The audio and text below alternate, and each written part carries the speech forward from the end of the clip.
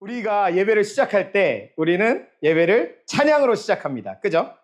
기도로 시작하기도 하고 뭐 말씀을 읽는 걸로 시작하는 교회도 있지만 우리 청소년 예배는 주로 찬양을 하는 것으로 시작을 합니다. 그래서 우리 찬양팀이, 여러분 우리 찬양팀 이름이 뭔지 아나요?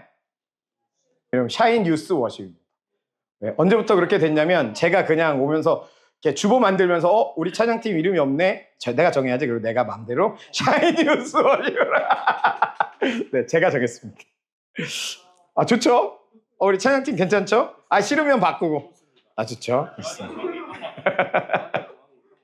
아, 원래 정했던 게 있었어요? 아, 요한이가 원래 정했던 게 있었어? 아, 우리 요한아 이따 끝나고 잠깐 얘기 좀 하자. 근데 우리 찬양을 준비하는데 우리 샤인 뉴스 워십은 2주 전에 먼저 송 리스트를 받고 개인 연습하고 그 전주에 예배 후에 1시간 정도 연습하고 주일 당일날 예배 전에 또 연습해요. 그래서 우리는 15분 정도 찬양을 드리지만 요 15분을 위해서 꽤나 많은 공을 들이면서 우리 연습을 한다는 거예요. 그러니까 우리 앉아있는 우리 친구들이 이렇게 가만히 그러고 있지 말고 큰 소리로 찬양하고 박수도 좀 많이 쳐주셔야 됩니다. 그리고 목사님은 자꾸만 일어나서 찬양하자고 그러고 박수 치라고 자꾸 강요하고 춤추자고 그러고 막 그런 얘기를 하죠. 이 영상을 한번 보도록 하겠습니다. 네. 1, 2, 3, again. 우리 다시 일어나. again. 주를 향해 달려가. 주님 앞에서 기뻐 뛰며 찬양해. yeah. again. 돌아서지 않으리. again. 멈춰서지 않으리. 주의 말씀만 따라가리라. yeah. 뛰어.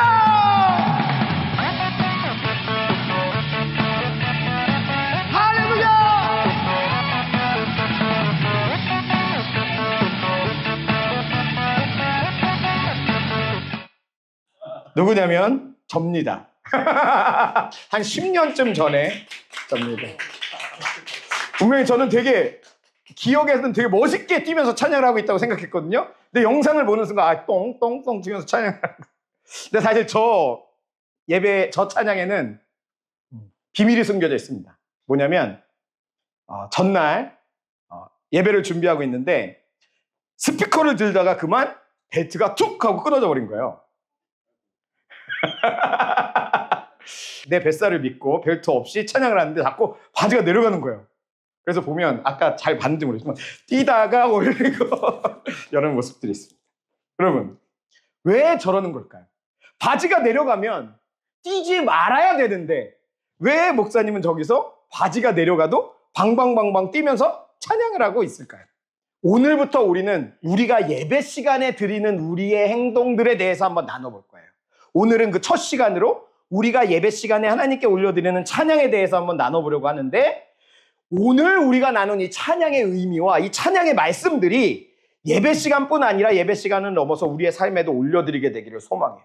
그리고 우리 청소년부의 예배 시간, 찬양 시간이 더 뜨거워지고 막 찬양 일어나서 막 춤도 추고 이렇게 찬양하는 우리가 되기를 소망합니다. 아멘. 예배는 목사님이 여러 번 강조하지만 예배는 하나님의 부르심과 우리의 응답이에요. 그죠?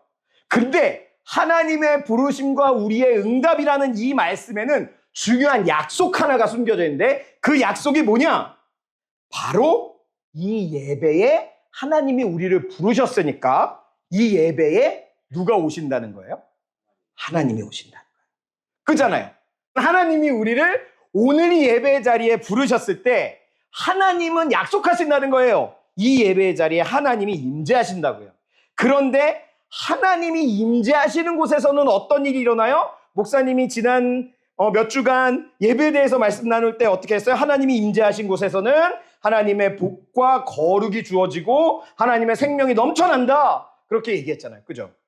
그런데 하나님이 임하시면 또 이런 일도 일어나는데 우리가 읽은 본문 아래쪽에 13절 말씀이 있거든요. 우리 13절 말씀 같이 읽어보겠습니다. 같이 읽어볼게요. 시작. 그가 임하시되 땅을 심판하러 임하실 것임이라. 그가 의로 세계를 심판하시며 그의 진실하심으로 백성을 심판하시리로다. 여러분, 하나님이 하나님의 공의로, 하나님의 정의로 이 땅을 심판하신다. 오늘 그렇게 이야기하잖아요. 하나님이 임재하시면, 하나님이 임하시면 땅을 심판하고 세계를 심판하고 백성을 심판하신대. 근데 그 기준이 하나님의 의와 하나님의 진실이래. 그럼 한번 생각해 봅시다. 그 의와 그 진실에 합하지 않은 모든 존재들은 하나님이 임하시면 다 벌을 받을 거예요. 그런데 누가 그 의에 합한 사람이고 그 진실에 합할 만큼 진실한 사람일까요? 생각해 봅시다. 하나님이 의로우신 하나님이 이 땅에 오셔서 하나님의 의보다 더 의롭지 못한 존재는 다 죽어! 그러면 나는 살 수 있을까? 어떨 것 같아? 목사님 못 살 것 같아? 하나님이 이 땅에 오셔서 하나님의 진실하심이라는 기준보다 더 진실하지 못한 건 다 죽어! 그러면 과연 난 살 수 있을까? 솔직히 나의 진실함은 내가 하루에 거짓말 몇 번 하는지 세어볼 수 없을 정도로 사실 좀 거짓된 입술과 마음을 가지고 사는데, 근데 그 진실하신 하나님이 하나님의 진실을 가지고 이 땅을 심판하신다 그러면 누가 그 심판을 피할 수 있을까요? 성경에서는 뭐라고 이야기하냐면 우리가 다 죄인이기 때문에 하나님의 정의 앞에서는, 하나님의 심판 앞에서는 모두 다 죽을 수밖에 없는 존재라고 해요. 그래서 하나님을 본 자는 어떻게 되어 다 죽는다는 거예요.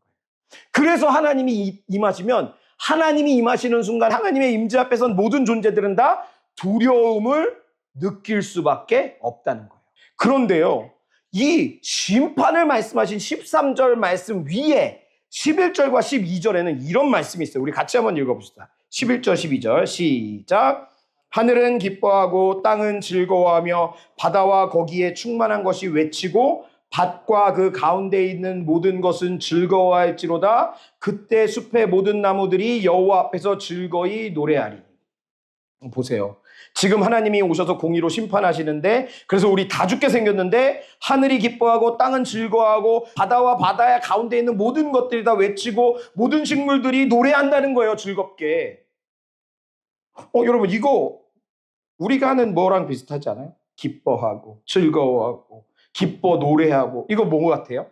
우리가 부르는 찬양. 그래, 맞아. 지금 온 세상이 다 찬양하고 있다는 거야. 하나님이 이 땅에 임재하셔서 우리를 심판하실 건데 찬양한다는 거야. 좀 이해가 될 것 같긴 해. 나무를 베어내면서 환경을 막 파괴하는 인간들이 다 심판받으면 아싸, 가장 맛있는 때 붙잡혀서 이렇게 회쳐먹는 인간들이 사라지면 해산물들은 아싸 그래도님, 우리를 회쳐먹는 저 인간들, 특히 울산 사는 인간들,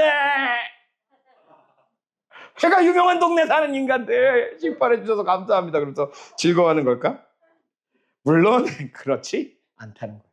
지금 이 즐거워하라, 즐거워할지로다, 노래하라, 이렇게 명령하고 있는 게 누구야? 사람이야. 그잖아. 이 시편을 쓴 사람이, 자, 이제 하나님이 이 땅에 오셔서 이 세상을 심판하시고 이 세상에 하나님의 정의와 진실을 가지고 심판하실 거니까 이 세상 모든 만물들은 하나님을 찬양하라 라고 명령을 내리고 있는 게 누구예요? 사람이라고요. 사람. 여러분, 하나님이 아담과 하와를 창조하셨을 때, 인간을 창조하셨을 때 그 인간에게 어떤 명령을 내리셨어요? 온 세상을 다 다스리라고. 그치? 다 다스리라고. 온 세상을 다스리라는 명령이 선악을 알게 하는 나무의 열매를 따먹고 그들이 죄인이 딱 되는 순간 어떻게 됐어? 그 명령이 다 없어져 버렸잖아. 근데 오늘 하나님이 이곳에 임하시고, 그래서 하나님의 역사를 바라보고 있는 온 피조물들에게 하나님을 찬양하라고 명령하는 그 온 세상을 다스리는 사명을 지금 사람이 회복했다는 거예요. 어떻게 회복해요? 무엇으로 회복해요? 죄인이었던 우리는 하나님이 오셔서 심판하시면 죽을 수밖에 없는 존재인데, 예수님이 이 땅에 오셔서 십자가에 못 박혀 죽으시고 우리의 죄를 다 용서하시자 어떻게 돼요? 우리의 그 사명이, 온 피조물과 온 세상을 향해서 찬양하라고 명령할 수 있는 그 사명이 회복됐다는 거예요. 그러니까 하나님이 이 땅에 임재하실 때 원래는 우리는 그 하나님의 임재를 두려워하고 그 하나님의 심판을 무서워하고 그리고 심판 뒤에 죽어야 하는 그런 존재였지만, 그렇지만 예수님이 십자가에 죽으시고 하나님과 우리가 화목을, 사랑을 회복한 다음에는 이야기가 달라지는 거예요. 예전에 우리는 하나님의 임재 앞에서 무서워하고 두려워해야 하는 반응을 보이는 게 당연한 존재였지만 이제 그 두려움 대신에 뭐로 바뀐 거라는 거예요? 하나님을 즐거워하고 기뻐하고 노래하고 외치고 찬양하는 것으로 바뀌었다는 거예요. 이건 하나님이 우리에게 주신 특권인 거예요. 특권. 하나님이 오셨을 때 두려워하는 대신에, 무서워하는 대신에 이제 하나님을 기뻐하며 찬양할 수 있게 하셨다. 그러므로 찬양은 우리의 특권이에요. 특권. 그러니까 여러분 그 특권을 특권처럼 누리시기를 바랍니다. 그 특권을 나는 안 하고 싶은데 회피하지 마시고 그 특권을 특권으로 누리시기를 간절히 소망합니다. 그래서 우리가 찬양을 부를 때 찬양을 두 가지 종류로 나눌 수 있어요. 여러분 잘 기억해야 돼. 나중에 목사님 퀴즈 할 수 있어. 잘 기억해. 두 가지야, 두 가지. 첫 번째는 경배의 찬양이야. 무슨 찬양이라고요? 경배의 찬양. 이 경배의 찬양은 하나님이 하나님이시라는 걸 찬양하고 하나님이 어떠한 일을 하셨는가를 찬양하는 그런 찬양이 바로 경배의 찬양이에요. 지존하신 주님 이름 앞에 라는 찬양 혹시 아나요? 지존하신 주님 이름 앞에 모두 무릎 꿇고 다 경배해. 이게 이런 찬양이 바로 하나님의 하나님이심을 찬양하는 거예요. 자, 경배의 찬양은 뭐라고요? 하나님의 하나님이심을, 하나님이 하신 일을 찬양하는 게 경배의 찬양. 또 다른 하나는 감사의 찬양이에요. 뭐라고요? 감사의 찬양. 감사의 찬양은 하나님이 하신 일에 대한 나의 감정과 나의 마음을 고백하는 찬양이에요. 주는 완전합니다. 날마다 같은 찬양. 그래서 우리가 주님을 향한 우리의 감정과 마음을 고백하는 찬양이 감사의 찬양. 이 두 가지 꼭 기억해야 돼요. 여러분 알았죠? 그래서 보면 대부분의 찬양의 가사에는 경배의 내용도 있고 감사의 내용도 있는 찬양들이 있어. 그런데 어떤 찬양들은 경배의 가사가 주가 되는 찬양이 있고 어떤 찬양들은 감사의 가사가 주가 되기도 해요. 그런데 여러분 우리가 주일날 하나님께 예배를 드린다고 할 때 우리가 주일날 안식의 예배를 드린다라고 할 때는 어떤 찬양이 어울릴까? 경배의 찬양이 어울릴까? 감사의 찬양이 어울릴까? 정답은 둘 다. 그런데 주일 예배에는 경배의 찬양이 중심이 돼야 돼요. 우리 예배 인도하는 친구들 또 앞으로 예배 인도할 친구들은 꼭 기억해야 돼. 경배의 찬양을 불러도 되고 감사의 찬양을 다 불러도 돼. 주일날. 그런데 경배의 찬양이 중심이 돼요. 그래서 우리 하나님의 하나님이심을 노래하는 게 중심이 되어서 감사의 찬양의 문을 열고 경배의 찬양으로 들어가야 돼. 물론 우리가 집회를 한다거나 기도회를 한다거나 뭐 이럴 때는 감사의 찬양만 불러도 괜찮을 수 있지만 주일에 드리는 안식의 예배에서는 경배의 찬양과 그 가사가 중심이 돼야 돼요. 그래서 우리가 하나님을 찬양할 때 주일날 와서 찬양할 때도 임재하시는 하나님께 우리의 마음을 집중해서 하나님이 어떤 분이신가를 우리의 입술로 고백하는 찬양이 필요하다는 거예요. 여러분 그러면 이런 생각이 들어요. 아니 지존하신 주님 이름 앞에 모두 무릎 꿇고 경배해. 거룩하신 주여 성삼위일체 우리 주로다. 이 가사가 차라리 좀 우리의 마음과 감정을 드리는 감사의 찬양은 뭔가 좀 마음에 이렇게 막 찔리는 것도 있고 울리는 것도 있는 것 같은데 마음에 막 감동도 있는데 거룩 성삼위일체 이렇게 노래를 부르고 나면 이게 무슨 의미가 있지 막 이렇게 느껴질 때가 있다는 거야. 그런데 여러분 거리 곳곳에서 하나님께 찬양하는 사람들이 있어요. 물론 때로는 그런 분들이 좀 불편할 때도 있어. 목사님 이번에 고향 올라가면서 서울역 갔었는데 서울역에서 너무 시끄럽게 막 찬양을 틀어놓고 막 이상한 말들을 하는 분들이 계셔가지고 좀 마음이 그랬는데 그런 분들 말고 목사님도 거리에서 기타 들고 혼자 찬양 부르고 막 이랬던 적이 있었거든요. 그럴 때 목사님 좀 놀라운 경험을 했어. 그것은 어떤 경험이었냐면 내가 그 자리에서 거룩하신 하나님을 찬양하고 있을 때 하나님이 임재하시는 경험을 했어. 목사님은요 학교 기도 모임을 지원하고 돕는 사역을 오랫동안 해왔는데 그때 학교에서 기도 모임 만들고 학교에서 예배 드리는 친구들이 늘 하는 간증이 있어. 어떤 간증이냐면 내가 기도하는 그 시간 내가 찬양하는 그 시간 그 학교에 하나님이 오시는 걸 경험한다는 거예요. 분명히 평소에 애들이랑 욕하고 놀던 교실인데 그 교실 한켠에서 하나님께 기도하고 찬양을 드렸더니 그곳에 하나님이 임하시는 걸 느꼈대. 심지어는 불교 학교 다니는 친구들의 간증도 들었거든요. 불교 학교는 학교에서 선생님들이 기도 모임 못하게 하니까 쓰레기장 옆에서 기도했대. 근데 그 쓰레기장 옆에서 하나님께 찬양하고 두 명이서 손 붙잡고 기도할 때 그곳에 하나님이 임하시는 걸 경험했다는 거예요. 여러분, 우리가 그렇게 하나님을 찬양할 때요, 그곳에는 하나님이 임재하세요. 그곳이 예배의 자리가 되고요, 그곳이 하나님이 임재하시고 역사하시는 자리가 돼요. 그래서 여러분, 내 삶에 너무나 괴롭고 힘들고 고통스러운 자리가 있나요? 혹은 내 삶에 소중한 사람들과 함께하는 그런 자리가 있나요? 그곳에서 하나님을 찬양하고 그곳에서 하나님을 노래해 보세요. 그러면 하나님이 임재하실 때 우리는 확인하는 거야. 아, 내가 이 고난스러운 이곳에서도 하나님을 예배하라고 하나님 날 부르셨구나. 아, 내가 이 사랑하는 내 친구들과 함께, 사랑하는 내 가족들과 함께 내가 여기에서 예배하라고 나를 부르셨구나. 여러분, 음악이 없어도요, 찬양이 돼요. 우리가 그냥 입술로 아, 주님은 선하십니다, 주님은 아름다우십니다 라고 고백해도 그것도 찬양이 돼요. 우리가 이웃에게, 내 친구에게, 야, 우리 교회 한번 가보자, 우리 교회에 가면 나를 구원하신, 십자가에 못 박히기까지 나를 사랑하신 예수님을 만날 수 있어 라고 예수님의 어떠하심을 친구에게 전해줄 때 그것도 찬양이 돼요. 손으로 하나님을 찬양하는 시나 글을 쓰는 것도 찬양이 돼요. 우리가 춤추는 것도 찬양이 되고요, 설교 시간에 설교 말씀을 딱 전파할 때 그때 아멘이라고 말할 때 그 아멘도 찬양이 된다는 거예요.